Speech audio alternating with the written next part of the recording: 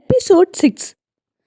இப்படியே இரண்டு பேரும் சண்டை போட்டு கொண்டிருக்கும்போது கடைசியில் அருணின் நண்பன் அவன் கையில் மேல் ஏறி நின்றான்.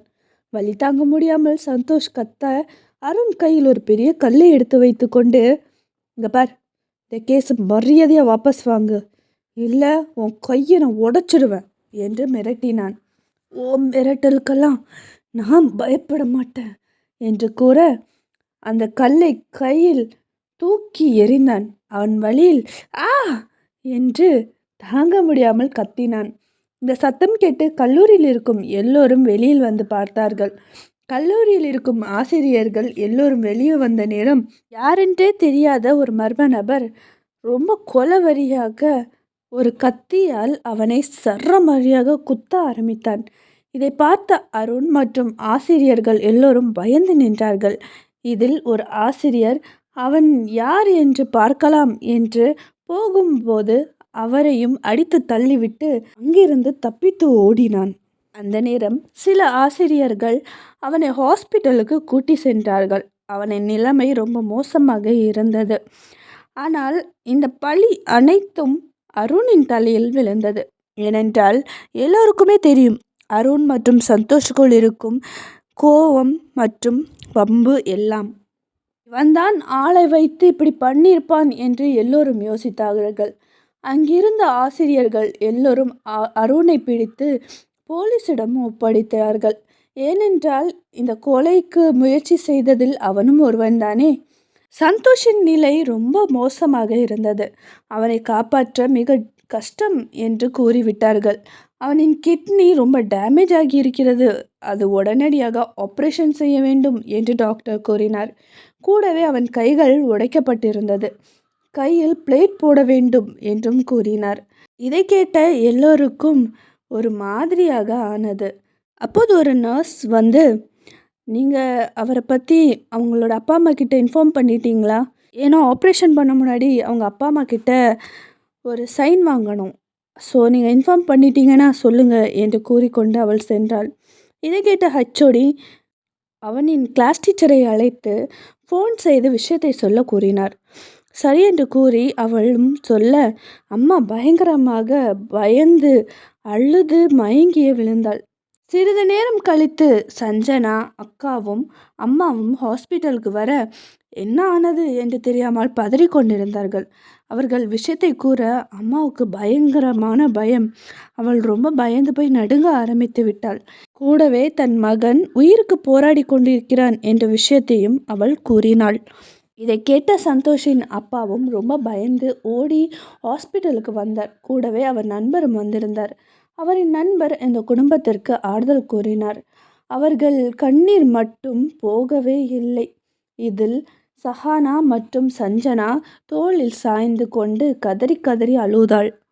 அக்கா, அவனுக்கு ஒன்றும் ஆகாதுல்லக்கா என்று அவள் பதட்டமாக கேட்க, ஏய் அழாதடி, அவனுக்கு எதுவும் ஆகாது, அவனுக்கு எதுவும் ஆகாது என்று சஹானா அவளுக்கு ஆறுதல் சொன்னாள். இரண்டு பேரும் ரொம்ப உடைந்து போயிருந்தார்கள். இதே நேரம் ஒருவன் அவர்களிடம் அப்பாவிடம் தனியாக பேச வேண்டும் என்று கூட்டி சென்றான். தனியாக போன உடனே மிரட்டத் தொடங்கினான். என்ன பழனி, ரொம்ப சந்தோஷமாக இருந்த போல இருக்கு. சரி, இப்போ உன்னோட பையன் உயிருக்கு போராடிக்கிட்டு இருக்கான். ஆனால் அடுத்த வாட்டி பிணமாக தான் வீட்டுக்கு வருவான். அதுக்கு நான் தான் பொறுப்பு. ஆனால் இங்கே பார், மரியாதையா கங்காவை நீ வெளியில் விடலை, நான் சொன்னதை செய்வேன். இப்போ அவன் உயிருக்கு தான் போராடிட்டு இருக்கான். ஆனால் அவனை மேலே அனுப்புறது அவ்வளோ கஷ்டம்லாம் இல்லை என்று அவன் கூறிக்கொண்டிருக்கும்போது, ஓ மிரட்டலுக்கெல்லாம் நான் பயப்படுற ஆள் இல்லைடா. உன்னை போல் பல கேசஸை நான் பார்த்துருக்கேன், புரியுதா என்று அவன் கேட்க, இதை கேட்ட அவன் பயங்கரமாக சிரித்து கொண்டே சந்தோஷின் அப்பாவை ஐசியூவுக்கு கூட்டி சென்றான். அந்த வெளியிலிருந்து ஒரு கண்ணாடி வழியாக உள்ளே பார்க்க முடியும். அவர் எட்டி பார்த்தார். தன் பையனின் நிலைமையை நினைத்து அவரால் தாங்கிக் கொள்ள முடியவில்லை. அவர் அழ ஆரம்பித்தார். இங்க பார், அவனுக்கு போட்டிருக்க எல்லா ஒயரும் நான் கட் பண்ணி விட்டேன்னு வை, டைரெக்டாக அவன் பரலோகம் போய் சேர்ந்துருவான். நீ கவலைப்படாத, வலிக்காமல் அனுப்பிடுவேன் என்று அவன் மிரட்டி கொண்டிருக்க, அவர் உள்ளே பார்க்கும்போது அங்கு இன்னொருத்தன் நின்று கொண்டிருந்தான்.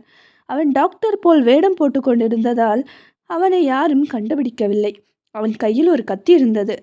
அது கிருஷ்ணாவின் கழுத்தில் வைத்து கொண்டு நின்று கொண்டிருந்தான். அப்பா இதை பார்த்து பயந்து போய், சரி, நான் கங்காவை விட்டுறேன், என் பிள்ளை ஒன்றும் பண்ணிடாத என்று அவன் கையெடுத்து கும்பிட்டு கேட்டார். ஆக அவனும் ஃபோன் செய்து வெளியில் வர சொல்ல அந்த நபரும் வெளியில் வந்தான். அப்பாவுக்கு என்ன செய்வதென்றே தெரியவில்லை. மறுபடியும் அம்மாவிடம் பார்த்துக்கோ என்று கூறிவிட்டு அவர் உடனடியாக போலீஸ் ஸ்டேஷனுக்கு சென்றார். போலீஸ் ஸ்டேஷனுக்கு சென்று அவரின் மேலிடத்தில் இருக்கும் முத்துவிடம், சார், தயவு செஞ்சு நீங்கள் கங்காவை வெளியில் விட்டுருங்க, என் பையன் எனக்கு உயிருக்கு ஆபத்து என்று கூறி நடந்தவற்றை அனைத்தையும் கூறினார். இதை கேட்ட முத்து, இங்கே பாருங்க பழனி, உங்கள் நிலைமை எனக்கு புரியுது, பட் அவங்கள வெளியில் விடுறது ரொம்ப பெரிய ஆபத்து, நம்மளால் இப்போ ஒன்றுமே பண்ண முடியாது என்று கூற, இங்கே பாருங்கள் சார், என் பையனோட உயிரை தவிர எனக்கு எதுவுமே பெருசு கிடையாது சார், அவர் குழந்தை சார், தயவு செஞ்சு என் பிள்ளைக்கு உயிர் பிச்சு போடுங்க சார், ப்ளீஸ் சார், அவளை விட்டுறலாம் சார், இல்லை என் பையன் எனக்கு இருக்க மாட்டான் சார், ப்ளீஸ் சார், என் பையனுக்கு உயிர் பிச்சை போடுங்க சார் என்று அவர் கைகுப்பி அளவும் முத்துவால் அதை தாங்க முடியவில்லை. ஆகையால் கங்காவை வெளியே விட்டார். கங்கா வெளியில் வந்து விட்டாள் என்று தெரிந்த உடனேயே அவளின் மூத்த மகனான அருண் பட்டாசெல்லாம் வெடித்து ரொம்ப சந்தோஷமாக கொண்டாட ஆரம்பித்தாள்.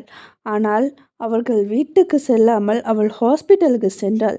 ஹாஸ்பிட்டலுக்கு சென்று அழுது கொண்டிருக்கும் சந்தோஷின் குடும்பத்தை பார்த்து விழுந்து விழுந்து சிரித்தாள். கங்காவை பார்த்து எல்லோரும் அதிர்ச்சியாகி பார்த்தார்கள். இதை அங்கிருக்கும் யாரும் எதிர்பார்க்கவில்லை. சிரித்து கொண்டே, இன்னும் உன் பையன் உயிரோடு தான் இருக்கானா, இல்லை இறந்துட்டானா, இறுதி சடங்கு எப்போ என்று அவள் நக்கலாக கேட்க சகானாவுக்கு கோபம் வந்து, அத்தை, மைண்ட் யுவர் வேர்ட்ஸ் என்று கத்தினாள். சந்தோஷம் மலரும்.